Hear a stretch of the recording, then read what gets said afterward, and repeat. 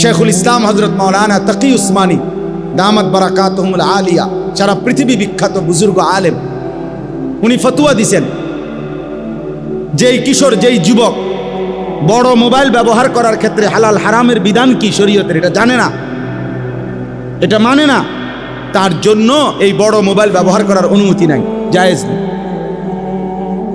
এটার প্রয়োজন আছে, এটার দ্বারা বড় মোবাইল দ্বারা অনেক কাজ আছে, বর্তমান পৃথিবীর অনেক কিছু করতে হয়, ঠিক আছে, কিন্তু প্রয়োজনের মধ্যে সীমাবদ্ধতা। বুঝেন নাই আমার কথাটা? বড় মোবাইল আমার কাছেও আছে, আমার গাড়িতেও আছে। আমি আসার সময়ও আজকে মনে করেন আমাদের ইংল্যান্ড থেকে একজন ঘনিষ্ঠ মানুষ হজে উমরায় গেছে, উনি আমার সাথে জরুরি কথা বলছে, তো আমি ওনার সাথে কথা বলছি। আমার শায়েখ আল্লামা মুফতি মুশতাকুন নবী কাসিমি হজরত এখন উমরায় আছে, মক্কায় আছে, আমি ওনার সাথে কথা বলছি আজকে দুপুর। সিলেটের মনসুর ভাই উনি উমরায় আছে, আমাদের ঘনিষ্ঠ, ওনার সাথে কথা বলছি। তো অনেক কিছু হোয়াটসঅ্যাপে পাঠায় যেগুলো দেখতে হয় মাদ্রাসার থেকে, যে হুজুর এই কাগজটা, এই পোস্টারটা, এই হিসাবটা, কারণ আমি সারাক্ষণ বাইরে বাইরে থাকি।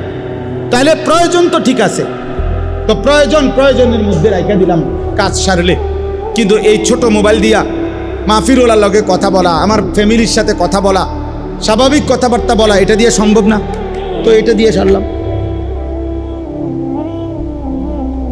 এটারে 24 ঘন্টা বড় মোবাইল এটা সাথে রাখতে হবে, এটা তো আমার শান্তি দিবে না রে ভাই। এই পাঞ্জাবিওয়ালা যে কয়জন আছেন, হুজুর, ইমাম সাহেব, মাদ্রাসার ওস্তাদ, দোস্ত আমার, হাত জোর করে বললাম, আর যদি কোনোদিন আলাদা সুযোগ না পাই, এই জন্য বললাম, বড় মোবাইল পাঞ্জাবিওয়ালা পাঞ্জাবি ছাড়া, টুপিওয়ালা টুপি ছাড়া সবাইরই ফকির বানায় দিবে, অপমানিত করে ছাড়বে যদি এর নিয়ন্ত্রণ করতে না পারে,